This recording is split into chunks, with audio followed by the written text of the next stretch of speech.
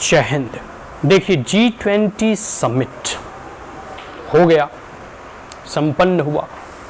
ठीक है, पूरे विश्व और पूरी दुनिया के बड़े बड़े लीडर्स और शक्तिशाली और संपन्नशाली राष्ट्रों के राष्ट्राध्यक्ष भारत आए। भारत की संप्रभुता, भारत के नेतृत्व करने की क्षमता और मोदी जी के सानिध्य में भारत किस उन्नति और प्रगति की ओर अग्रसर हो रहा है, इससे पूरे की पूरी दुनिया जो है रूबरू हुआ। कई लोग जो है खास करके विपक्षी वगैरह तो होते रहते हैं, आलोचना करते रहते हैं, इसमें कोई दो राय नहीं है। और क्योंकि ये लोकतंत्र है तो सभी को बोलने का मौलिक अधिकार है, ठीक है, फ्रीडम ऑफ एक्सप्रेशन है, तो जो मनसो जो कांग्रेसी वगैरह होते हैं वो बोलते रहते हैं, बोलने दीजिए, क्या कीजिएगा, मुंह है, वो चमड़ा का मुंह है, जो मनसो बोलने दो। लेकिन भारत क्या है और क्या भारत को जो है विश्व गुरु बनने की भारत में क्षमता है या नहीं, इसका परिचय नरेंद्र मोदी ने बखूबी जो है अपने इस G20 के सफल आयोजन करके बतलाया। भले ही बहुत लोगों ने यह कहा कि ये एक रोटेशनल समिट वगैरह होता है, ठीक है, होता है, लेकिन भारत ने कई एक ऐसे समिट जो है विगत वर्षों में भी किया है। लेकिन विगत वर्षों के समिट वो जो है भ्रष्टाचार का एक नया नमूना बन जाता था, जैसे कॉमनवेल्थ घोटाला वगैरह। लेकिन इस G20 समिट भारत की संस्कृति, भारत की आर्थिक, भारत के सामरिक और उभरते भारत, एक न्यू जो कह सकते हो कि भारत, नए भारत का परिचय के रूप में यह G20 का समिट हुआ है। भारत का हमेशा दर्शन रहता है ना वसुधैव कुटुंबकम का, सर्वे भवन्तु सुखिनः सर्वे सन्तु निरामया। वसुधैव कुटुंबकम, पूरा विश्व एक परिवार है, वन वर्ल्ड वन फैमिली का कॉन्सेप्ट प्रधानमंत्री नरेंद्र मोदी जी हमेशा वैश्विक मंचों पर जो है यह चीजें कहते रहते हैं। भारत से सदैव और प्राचीन काल से ही भारत का दर्शन ही है कि पूरी दुनिया को यहाँ भारत ने गले लगाया है। किसी भी अन्य राष्ट्रों पर भारत ने कभी उसे गुलाम बनाने की चेष्टा नहीं की, उस पर आक्रमण करने की चेष्टा नहीं की। यहाँ से हमेशा शांति का पैगाम गया है, शांति और समरसता और दोस्ती का हाथ बढ़ाया है। चाहे कोविड-19 का क्राइसिस हो, जिसमें भारत ने लगभग 150 से भी अधिक राष्ट्रों को जो है जिस भी रूप में हो सके, वैक्सीन के तौर पर, मेडिसिन के तौर पर, किट्स के तौर पर, बहुत सारे ऐसी मेडिकल इक्विपमेंट्स के तौर पर जहाँ भी हो सके मदद करने का प्रयास किया और मदद किया। इसलिए तो आज दुनिया भारत के सामने और नरेंद्र मोदी के सामने नतमस्तक होती है, उनका चरण स्पर्श करती है।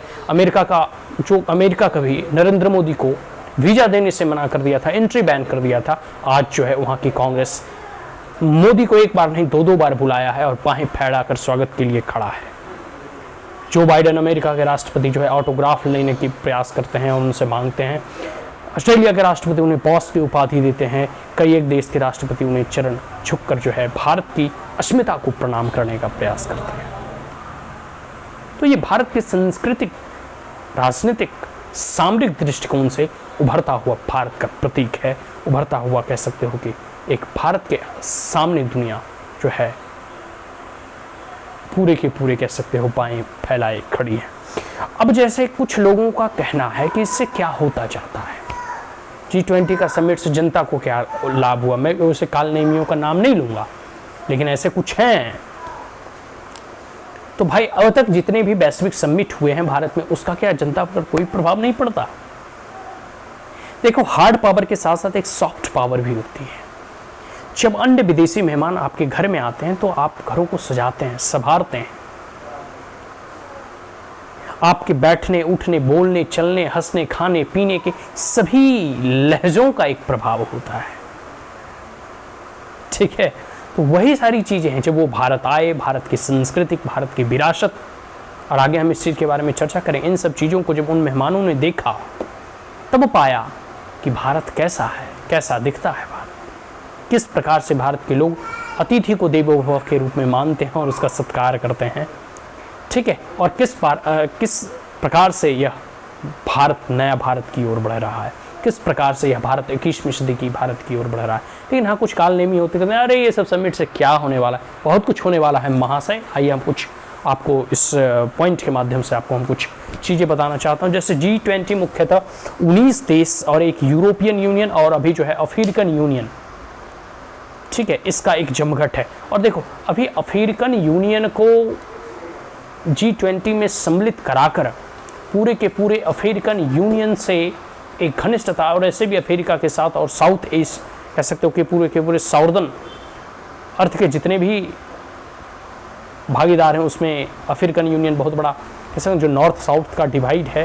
तो भारत हमेशा से जैसे नॉन अलाइनमेंट मूवमेंट का बात हो या हमेशा से साउथ लोगों का, साउदर्न कंट्री का जो है पक्ष लेते रहा है।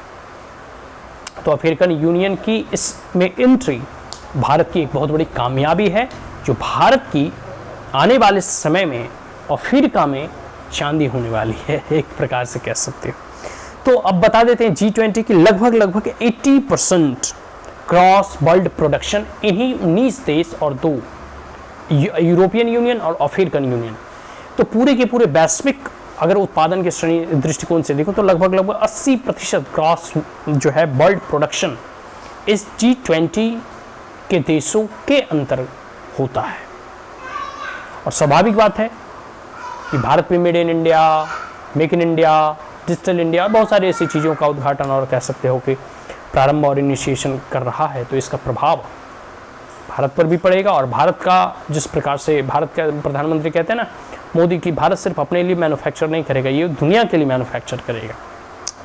तो ये इसका एक चीज़ है। दूसरा है कि 75% इंटरनेशनल जो है ट्रेड है, 75% इंटरनेशनल ट्रेड इस G20 देशों के अंतर्गत होता है। आप इससे इसका अंदाज़ा लगा सकते हैं कि ट्रेड को लेकर, इकोनॉमिक स्टेबिलिटी को लेकर, इकोनॉमिक ट्रांजैक्शन को लेकर, व्यापार को लेकर, और जैसे कई एक राष्ट्र आए तो सभी राष्ट्राध्यक्षों के साथ प्रधानमंत्री मोदी का द्विपक्षीय दौरा भी हुआ, द्विपक्षीय संवाद भी हुए। तो इससे ट्रेड और व्यापार बढ़ेगा, इससे नए नए इन्वेस्टमेंट आएंगे, नए नए इंफ्रास्ट्रक्चर डेवलपमेंट होगा। तो ये कम बड़ी उपलब्धि नहीं है, लेकिन हाँ कुछ लोगों को आलोचक जो होते हैं कुछ भी आलोचना कर देते हैं। इसके आगे 2/3 ऑफ द पॉपुलेशन इसी G20 देशों के अंतर्गत रहती है, बसती है, हंसती है। इसके आगे है 60% of the world land area इसी G20 देशों और कह सकते हो यूरोपियन यूनियन और कह सकते हो कि अफ्रीकन यूनियन के अंतर्गत आता है। तो ये पूरे के पूरे जो है इस G20 का उपलब्धि है। और जैसे जैसे भारत आर्थिक दृष्टिकोण से अभी भी देखो तो हम जो है चौथी और पांचवीं विश्व की सबसे बड़ी अर्थव्यवस्था है, एक यंग पॉपुलेशन है, एक एस्पायरेशनल इंडिया है, एक न्यू इंडिया है, जो कि आने वाले 21वीं सदी कहा जाता है ना। प्रधानमंत्री नरेंद्र मोदी कहते हैं कि 21वीं सदी भारत की सदी हो। हमारे पास पोटेंशियल है, हमारे पास रिसोर्सेस, हमारे पास यंग कह सकते हो कि पॉपुलेशन है, और सबसे बड़ी बात है कि एक स्टेबल पॉलिटिकल गवर्नमेंट है जो लोगों को नई नई ऊंचाइयाँ, नई नई आकांक्षाएं, आपकी 1000 सालों तक का लक्ष्य भारतवासियों को प्रधानमंत्री नरेंद्र मोदी ने लाल किले के प्राचीर से संबोधन में दिया है कि तुम्हारे 1000 साल के भारत का, आने वाले भारत का ड्रीम क्या होगा। तो ये सब सारी चीज़ें हैं। तो अब हम कुछ बात कर लेते हैं कि भारत की सांस्कृतिक झलक कैसे इसमें मिलती है। जैसे सर्वप्रथम भारत मंडपम से आपको पता ही होगा कि मंडपम जो है आपको कह सकते हो ना कि भारत के सांस्कृतिक विरासत का एक पहचान है भारत मंडपम। मंडप जो होता है ना, जैसे गांव वगैरह में दुर्गा मंडप वगैरह बनता है, तो यह एक कह सकते हो देवी स्थल होता था, उसी के बगल में एक मंडप तैयार किया जाता था जहां सांस्कृतिक कार्यक्रम वगैरह या सभा और समिति बैठाई जाती थी। तो भारत मंडपम में कैसे भारतीय तत्व की झलक मिलते हैं। अब जैसे देखो नटराज की प्रतिमाएं सबसे आगे लगी थी, ठीक है। इसके साथ साथ जितने भी हेलीकॉप्टर वगैरह या फिर जो भी राष्ट्राध्यक्ष अपना प्लेन वगैरह से आ रहे थे, सब जगह जहाँ भी नृत्य हो रहे थे वो तो शास्त्रीय संगीत और शास्त्रीय नृत्य हो रहे थे, ठीक है। इसके साथ साथ शंख लगा था, सूर्य द्वार थे, ठीक है, प्रगति चक्र था, पंच महाभूत थे। इसके साथ साथ जैसे जितने भी G20 डेलीगेट्स थे उनको जब वेलकम किया जा रहा था तो नरेंद्र मोदी बैकग्राउंड में जो है कह सकते हो कि सूर्य कह सकते हैं उनके मंदिर कोणार्क का, उड़ीसा में कोणार्क है, वहाँ उसको जो है चक्र जो है लगाए हुए थे। तो ये अपने आप में भारतीय संस्कृति और परंपरा का जो है परिचय प्रधानमंत्री नरेंद्र मोदी देने का प्रयास कर रहे थे। इसके साथ साथ जब राष्ट्रपति महामहिम द्रौपदी मुर्मू जी का जो है रात्रि भोज जब दिया गया था, तो उसमें नालंदा विश्वविद्यालय का जो है पीछे बैकग्राउंड था। तो एक बिहारी होने के नाते भी मैं गर्व की अनुभूति करता हूँ कि चलो नालंदा विश्वविद्यालय जो प्राचीन काल में इतना बड़ा विश्वविद्यालय था कि बख्तियार खिलजी ने जब उस विश्वविद्यालय के पुस्तकालयों को जलाया और पूरे ध्वंस नष्ट कर दिया, तो 6 महीने तक वहाँ की पुस्तकालय जलती रही। इतनी ही बड़ी विश्वविद्यालय थी। तो भारत हमेशा से सांस्कृतिक, राजनीतिक, धार्मिक, आर्थिक, अध्यात्म, ज्ञान की भूमि रही है। हाँ, यह बात जरूर है कि इस्लामिक आक्रांताओं के द्वारा, इस्लामिक टेररिस्टों के द्वारा कई बार भारत को लूटा गया, कई बार भारत को ध्वस्त और नष्ट करने का प्रयास किया गया। फिर ईसाई मिशनरियों के द्वारा, ईसाई आक्रमणकारियों के द्वारा भारत को तहस नहस करने का प्रयास किया गया। कई हजार सालों की गुलामी के उपरांत जब भारत आज़ाद हुआ तो एक ऐसी सरकार आई जो मुस्लिम तुष्टीकरण करती रही। एक तो पाकिस्तान बना दिया और भारत को धर्मशाला बना दिया, और जो है इंदिरा गांधी ने आपातकाल लगाकर भारत में जो है धर्मनिरपेक्ष और पंथ निरपेक्ष और सेकुलरिज्म शब्द जोड़े। भारत पहले से सेकुलर नहीं था, ठीक है। तो हम इस चीज़ को कह सकते हैं कि अब जो है क्या भारत को हिंदू राष्ट्र घोषित कर दिया जाना चाहिए, तो आने वाला समय ही बताएगा। लेकिन देखिए, अभी जैसे जैसे भारतीय संस्कृति का परिचय प्रधानमंत्री नरेंद्र मोदी के द्वारा दिया जा रहा है, और आप देखोगे ना कि तो जो बाइडेन के साथ जब समिट हो रहे थे, मतलब 2 लीडर आपस में मिल रहे थे, तो बैकग्राउंड की तस्वीर अगर आप देखोगे तो वो महाभारत का तस्वीर था। उसमें अर्जुन जो है कृष्ण से उपदेश, कैसे कृष्ण अर्जुन को उपदेश देते हुए दिखाई दे रहे थे। रण क्षेत्र और कुरुक्षेत्र के मैदान का वह दृश्य था, महाभारत गीता से वो लिया हुआ पीछे बैकग्राउंड था।